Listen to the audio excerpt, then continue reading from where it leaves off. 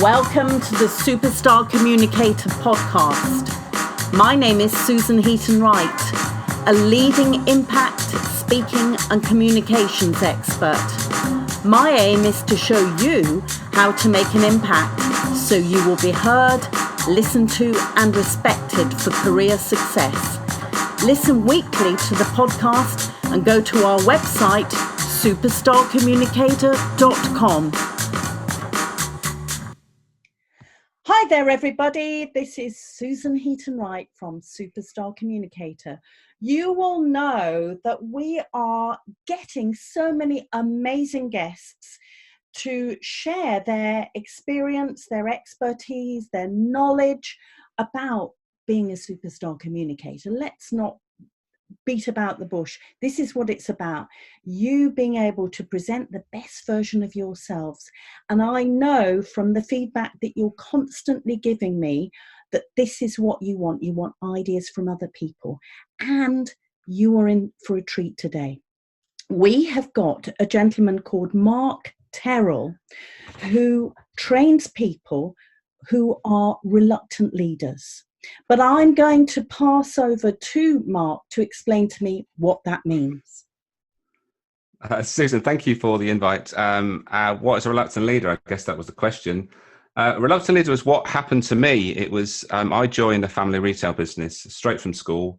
A great deal of persuasion from my dad telling me that it was the right thing to do. And actually, I really enjoyed that up until the point where I became the leader of the business. It wasn't that I couldn't do it. It wasn't that I wasn't able to do it. It's actually because I didn't really want to do it. There was other things that really drove me. It's one of the things that I focus on. What motivates us is something that it's a key part of what I do. And what I found out, probably a bit too late for me, was that the thing that I least want to do is actually manage people and have influence over people. It's not something that drives me. So that's what I do now, is help those people that I've got in that similar position where they've risen through a business, whether it's their own or through being promoted, to a point where they are in charge of a team. And I help them with the mindset, process and skills they need when they get to that level.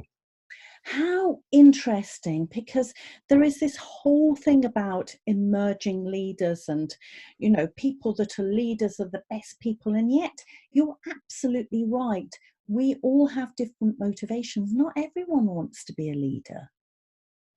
Yeah. And when you understand that, it helps in a big way when you come to be in that leadership position, knowing that everybody in your team has probably got different motivations going on, and you can understand, and hopefully if you can actually pinpoint what they are for each member of the team, you can help them get what they want. And ultimately, if you can give them what they want, you're more likely as a leader get back what you want. Yes. And what would you say to somebody like you, like your younger self, who was put in charge of being a leader of the business that really didn't want to be there? The biggest thing I would say is that there is some fabulous training out there now. Something that I found too late. It wasn't until I was not in that position anymore. I sold that family retail business, and it wasn't until that happened was I suddenly came across a number of things that I wish I only had those at the time when I was in that position. It would definitely have made me a better leader. It would definitely have made it so that I knew what I should be doing. And in hindsight, I think I probably would have enjoyed the position better as well. Yeah, that's an interesting one, isn't it? But now what you're doing is far more empowering, isn't it? Definitely, yes. I love working with those people that have got that mentality that they want to grow, they want to do their job well, and especially when they're leading a team, they want to give their team the best they can, and I help them with that. And like I mentioned, it's really about three things. It's about understanding the mindset you need as a leader, firstly. Secondly, you need to know about the process which you can use that process time and time again if you know and understand it, and then knowing what skills you need at each point of that process. So when you break it down into a process or a formula, Yes. it's a lot. It makes sense that you can then follow it. And the trouble with a lot of the leadership there's lots of leadership information out there, as with most subjects. There's stuff out there, content all over the place.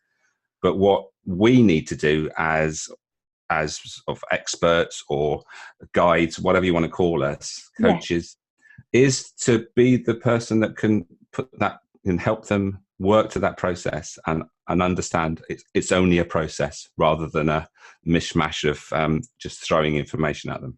Yes. And what do you think about the idea that leaders are born, not made? I don't agree with that at all. I think there's some people that are driven to be leaders. Whether they're the right type of leaders, that's the question. Because I think as we are evolving, there is the need for lots of different types of leadership. The old style leadership that people recognise as the people that just want to be in charge, the command and control sort of scenario, that is becoming less and less relevant in the new world as we see it, as I see it. We have to bear in mind, as I mentioned, about what actually drives people. And if you understand that as a leader, then and work from the bottom up, in other words, give your team what they want, and then ultimately you're likely to get back what you want. That's more of a bottom up rather than a top down sort of scenario, which I think is where, if you think like Branson, he talks about, you look after your staff, train them well enough so they could leave, but actually look after them well enough so they don't want to. Yes, we are talking at the beginning of September, and I hope that this will go out before the 31st of October. The present leadership style in the government is what I would call a more traditional image of leadership. Would you agree? Yeah, well, I guess so. I mean, who knows what's going on within the government and what politics that we only get part of the story. Let's face it, in the news, that we only get a part of it. We don't really know what's exactly is going on. And obviously, we've got the other added scenario where we have to negotiate with the Europeans that, and that's a very tricky situation. And having some sort of control on that. Well, there isn't any control. I mean, from where I think it's a very tricky situation, and whoever goes into it is going to find it difficult to make everybody happy. Well, it's going to be impossible to do that. So I think, it'll be interesting come November. Apparently, we're going to be leaving one way or the other, so we'll just see what happens, and fingers crossed it works out well. It was more the leadership style, a traditional old Etonian, male, middle-aged. Yes, I guess that. Yeah, that's. Yeah, I suppose that is the typical stereotypical scenario when we talk about leadership. Indeed, yeah.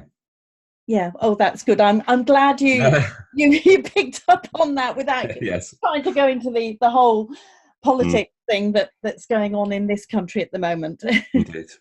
Now, I know that you have found something that is really, really useful for your spoken communication, and it's enhanced your business and career progression. And it was the 4-colour model. Can you explain to the listeners a little bit more about that? Okay, well, essentially we're talking about psychometrics, and there are several different types out there. There are ones that use letters, and there are ones that use other sort of ways to represent things. But I prefer the colour model in that we are talking about behaviour styles and not about personality as such. Yes. So when we talk about the 4-colour model, we have all those 4 energies. The red energy is around being decisive, taking charge, getting very task focused. The yellow energy in the model that I use is about being being extroverted, but more people focused. Green energy is about being more introverted, but people focused. Yes. And then the blue is about introverted, but more task focused. So there is a split between task and people. And we have all those 4 energies within us. What is useful to know is where is our preferred or preferred energy, where we tend to go to in our relaxed state. Yes. We tend to have 2 actual states, one where we are completely relaxed, and then the state that we tend to take to work, where we adapt to the situation. But the important thing about this model is that it doesn't put you in a box. It doesn't label you. It doesn't say, well, now that's what you are. What it opens up, it gives you the opportunity to think, right, okay, that's where I prefer to do, where I prefer to come from and how I prefer to approach things. But when you understand that actually by flexing the other energies, yes, and maybe bringing them up at certain situations, then you are likely to get a better result. So to give a quick example, if I was very blue energy, then I would be very data driven, very much about the detail. If I was standing up in front of people presenting about a subject, for instance, if I was naturally coming from a blue perspective, I would be very much talking about the data, very much detail. But the question mark is, and it all depends on the audience, if that audience is not really that interested in the detail, then maybe you will be better off being more yellow energy, which would be more extroverted, and bring it into more of maybe a learning experience rather than a data, just giving you data, and making it into more of an experiential experience, and upping that energy, the yellow energy, which is more extroverted, which is a challenge for the blue energy because they're not naturally there, but it means that you are more likely to get the outcome you want. And that's how you can really use it and be effective. And the thing I talk about when I'm always talking about leadership, I go in and maybe I'm doing a talk about leadership. First of all, I ask who in the room is a leader, and this might be a few people in the room might put their hand up. I said, well, okay, I'll just ask you another question. Who in the room needs to positively influence others? And then everybody then changes, and most people then put their hand up. And I said, well, in effect, I'm telling you, I'm asking the same question. Yes. That is exactly the same question, but I've got different. So when I talk about leadership within when I'm talking like maybe at a networking event, I said leadership is about having positive influence over others and getting them to come with you rather than forcing them and pushing them forward when they don't really want to. So that's the sort of analogy. So going back to the color model, when you can use that to positively influence others, and so you get the outcome that you want and get more of a win-win. Do you know, this is superb, and I'm so pleased that you have approached this model in a different way to what I've previously heard. I'm sure you've come across this before, that people dump people into one of the 4 quadrants. Yeah. And they're all blue, so you've got to do this. They're all red, like this. But actually, it's far more complex than that.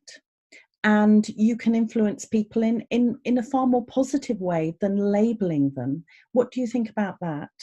Yeah, I mean, from my experience, when I was getting the tools together to run, to offer what I do, I was sampling lots of things, and I'd done lots of different psychometrics, and it was suddenly realized that if you are talking about giving someone a label, it's not, I think it's not helpful, because first of all, it might give people excuse to stay the way they are. They say, well, that's the way I am and I don't want it. I don't need to change now because it's been confirmed. That's just what I am. Yes. I come from a position of, we are all learning. We are all on a journey, and we all need to learn. And if we are just being labeled and we're staying in that position, that is not a healthy position to be in. Or to come from. I totally agree. I mean, there's been I don't think we've discussed this on this podcast before about introverts and extroverts. And there are some people who train. They say, you know, we're for introverted leaders, and that's part of their brief. And I'm an introvert, and yet I've done really extrovert things. And I would not have done these really extrovert things without growing and pushing my boundaries to be the person I am. What do you think about that? Well, it's absolutely, I absolutely 100% agree with that. Because if you think about it, we are all a combination of the things that have happened to us, the things that we have been ingrained in by our teachers, our parents, all the people that we come across. That is all part of what we are, our experience. So if we want to become, you know, grow into something different, we've got to allow those things to happen. So we have got to do things that are probably outside our comfort zone. But if you do those things, then that allows you to grow into something different. And then you experience different things. And then you think, oh, actually, you know, I don't really want to be stuck in this box. I want to be, you know, get out of the box and do something completely maybe different, and then see where that takes me. Rather than, you know, just staying in one position just because you've been almost given the permission to do that by a psychometric test, which I think it's just is not you know, a positive way to look at it. Yeah, I agree with you, and I think we're talking about one particular psychometric test, but I varied that. I can be extrovert, I can be introvert, I can be judgmental, I can not be, dependent on the questions. Yeah, and that's right. And I think we should all, you know, test the boundaries now and again. You know, one of the things that I've learned since I've been training this stuff, as opposed to when I was actually in that leadership position, was that we are all a combination of things, but we either are overly supportive or we're overly challenging. Yes. The trick is that we need to be both. We need to be equally supportive and challenging at the same time, which allows those people we are leading to grow. If we are overly supportive, like that's how I would have categorized myself. I see myself as someone that is overly supportive. I was the type of leader who would, you know, go behind everyone at the end of the day and make sure things are finished off and do it myself, rather than insist it being done by somebody else, because I just wanted a quiet life. I didn't want to, you know. The opposite to that is someone that is very challenging all the time and doesn't give that support, and that causes a lot of stress, because that's you know. So both scenarios, either overly supportive or overly challenging, are not great places to be. What you want is a combination of them both, so you are supporting and challenging at the same time. And the way I get my clients to start introducing this, if I see they're a bit too supportive, is to say, look, if you have someone come to you and they want an answer from you, don't give it to them. Ask a question instead. Ask them, well, what would you do if I wasn't here? And don't give them any more. And just say, well, what would you do if I wasn't here? If I was not, you couldn't get in touch with me, and you had to make a decision, what would you do? Yes. And then see what happens. Now, it doesn't happen overnight, but if you carry on doing that over time, they will not come to you with just a problem looking for an answer. They'll come to you with a problem, and they'll give you an answer straight away. This is happening. I was going to do that. So ultimately, as time goes by, you will free up your time, because you won't be having to, first of all, have to put the mental capacity into solve all these problems, because they're doing it themselves. Yes. Which I'm a firm believer that everyone has only got a certain amount of capacity for problem solving in a day. So if you don't have to solve that problem for that person, you save that up for maybe a more important, or a problem that's maybe more relevant, or someone that's more of a new starter that needs your input, rather than someone that's been there for some time. So if you start introducing that sort of concept, ultimately you are inviting them to bring with them the solution, or a possible solution with that problem. Yeah, and build their confidence that they can do it themselves. This is brilliant. Now, you know, this is such an interesting conversation, and I could carry on for hours discussing this with you.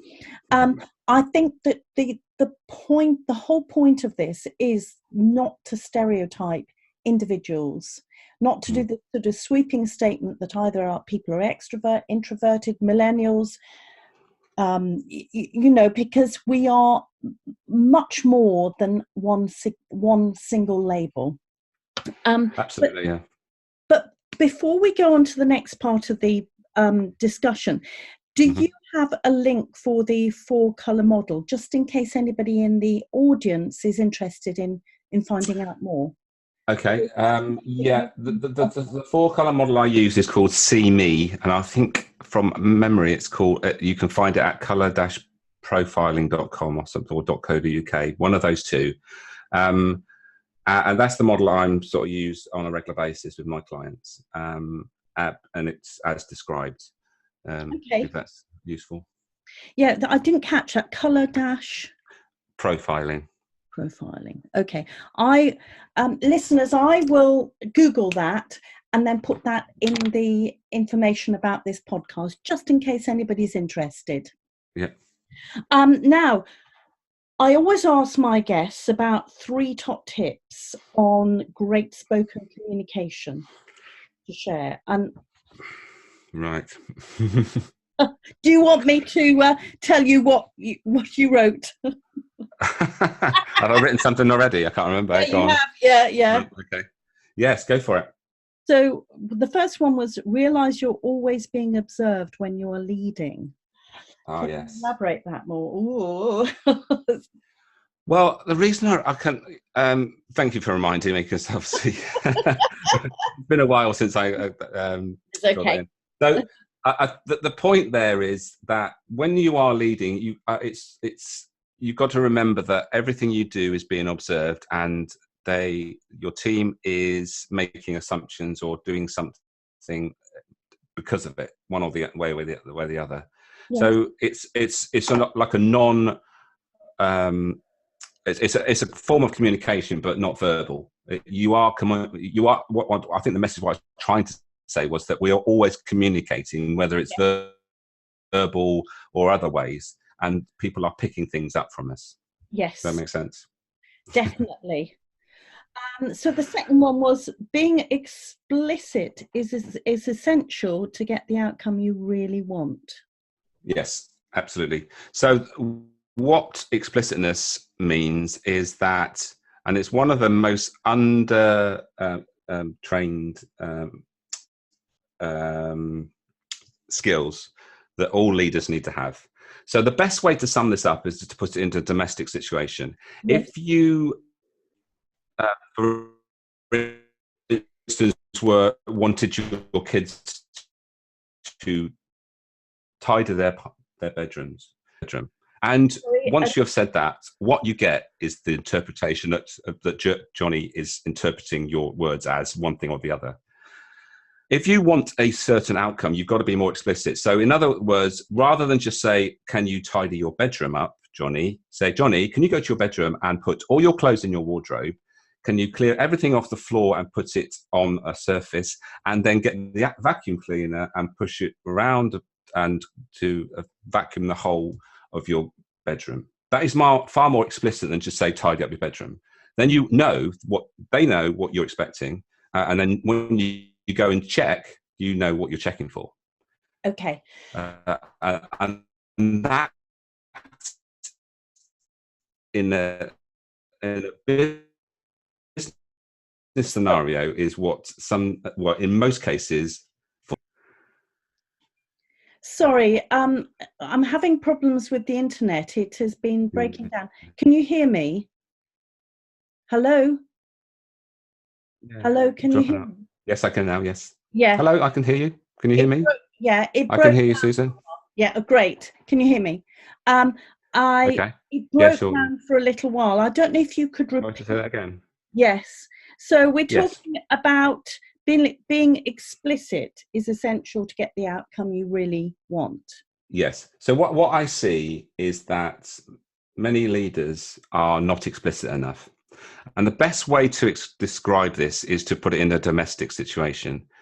So if you are asking your child to tidy their bedroom, for instance, you could say, go and tidy your bedroom. The trouble with that is that it's open to interpretation what tidy means. So that what you get back is, good luck, whatever happens. If you are more explicit, you say, Johnny, I want you to tidy your bedroom. I want you to put all your clothes in the wardrobe.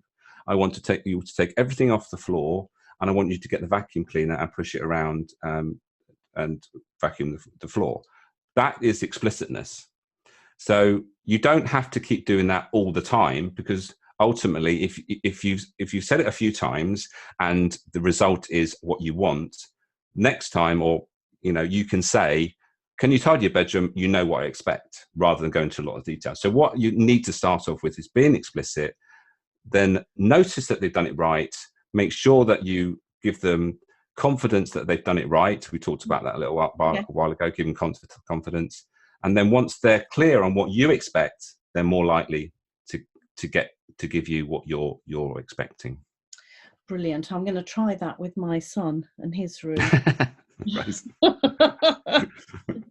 So the final one was, be genuine when communicating. If you come from a place of high regard, your comments are likely to be well received. Okay, so going back to the model I talked about with the challenge and support, and I explained that I was a bit too challenging. When you are always coming from a position of that high regard, that's quite a supportive, and for me, it was the most comfortable place to come from. Genuineness is about saying what needs to be said and not shying away. So, in other words, you're being genuine in that you want the best for that person, and you need to get that a message across that that they can do better. So it's not shying away from the things that need to be said. So in other words, being genuine, that I'm coming from a place here that I know you can do it.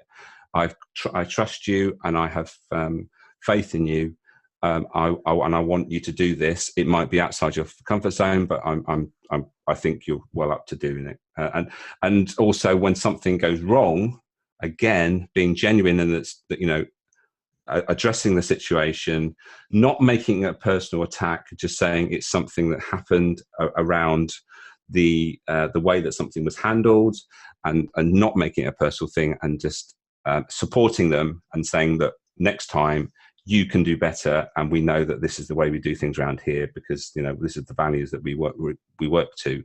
Yes. So being genuine and not holding back, so that again you are pushing that individual forward. And not shying away. Do you know, I wish I'd had some leaders that had that approach when I was younger. I'm sure you were in an entrepreneurial situation, but for me, certainly, there are people that can be very cruel and destructive.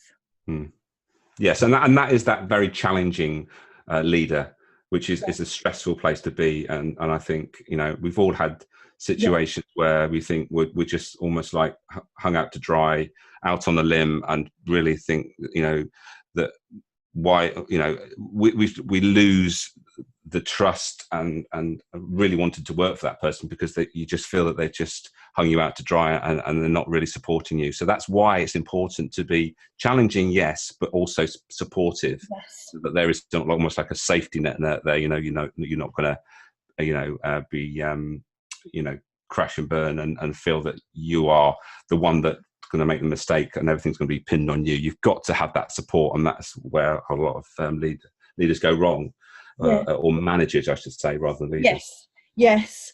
I think maybe you've identified a potential challenge with it being the managers. Maybe they should be doing more leadership training rather than management training. Yeah, absolutely. I think everybody needs some leadership training, because we are all leaders. It doesn't matter how or where we are in our lives, whether it's in a domestic situation, at work, in a social situation. We have to show the lead. And that's what we need. We need more leaders in the world. That's the thing, to people that are going to step up and feel that they're not going to be hung out to dry if things go wrong. And one of the things that I'm doing a lot of work around at the moment is actually realizing that we have to accept that we're going to get things wrong. Yes. And most people are frightened of getting things wrong. But we're human beings. We can't expect to get everything right. Yeah. And coming from a place where accepting when things don't go right, it's not, you've got to expect that not everything will go to plan, and just realize it's just a learning experience. And that's how we all grow. You think, I think it was Michael Jordan said, I'm the greatest, I'm as good as I am because I missed 30,000 shots and I missed this and missed that. I'm great because I just accepted it and moved on. I didn't stop. I just carried on. And that's why I'm perceived as, a great basketball player. It's not because I didn't have a go. And that's the thing you need to do. You need to step up. And that's why the reluctant leader thing is, it's really helping them to become less reluctant and stepping up and being a bit more of a reluctant, well, not a reluctant, like a hero in a way, that they just allow them to step out, knowing that when they've got the right mindset, when they know the process is in place and they know the skills at each point, that will give them a certain amount of confidence that they can then actually use those skills and, make the most of their role. Because I think if you look at it as a privilege, and make the most of it, then and going with that mindset, you can really enjoy it and not and embrace it. I think that's the most important thing. Embrace the role because it is a privilege in most instances. But I think what you said about managers, some people that I have worked with and working with are in that middle management role where they're not really in charge, but they have got a team to look after. But I still think that they can step up to be a leader without... Absolutely. And just, well, this is how I want to lead my team. This is what the principles that I'm going to lead it. And I'm going to stick by these values. Whether this fits in with the business overall or not, this is how I'm going to be a leader and step up and be that person that you want to be. Yes, brilliant. So before we finish, we normally share an offer or information about the guests, about your business at the end of the podcast. And I understand that you have got something as an offer for the listeners in case they're interested. Yes, I do. We talked a little bit about motivation. It's one of my passions, knowing what motivates us. And I've created a short mini course that is available on my newly created website. And that is thereluctantleader.academy. And if you go there, you will find there are several courses. The particular course I'm going to give an offer is the Keeping Energized at Work mini course. Yes. What you'll get in that is a motivational map, 3 videos about where motivation fits in, what you need to do to make sure that you stay motivated, and some practical tips on using that information to your benefit. And that if you download the code, let's make up a code. What's a code I can give to your listeners? Superstar SSC 2019. There we go. So that we'll use that SSC 2019, and if you use that code, you'll get a 50% discount. Fantastic, brilliant. Okay. So I will get the URL from that. From you, Mark, about that, and I'll put those in the notes for this podcast. Yes. Is there anything else you'd like to add? Yes, indeed.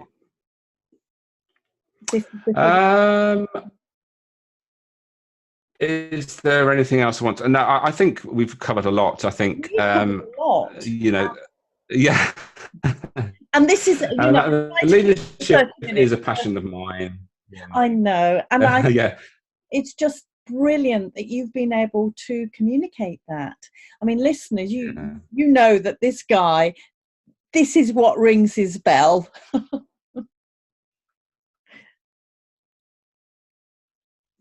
Yes. Actually, if there's anything that you want me to clarify or any other info that I might have mentioned.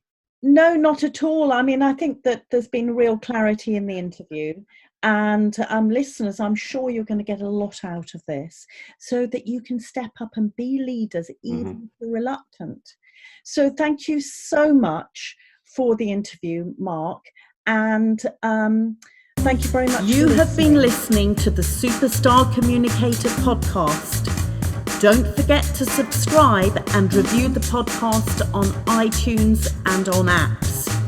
Please contact us if you want to discuss any topic, could suggest a topic for us to include, or a guest who could come onto the podcast. Go to superstarcommunicator.com.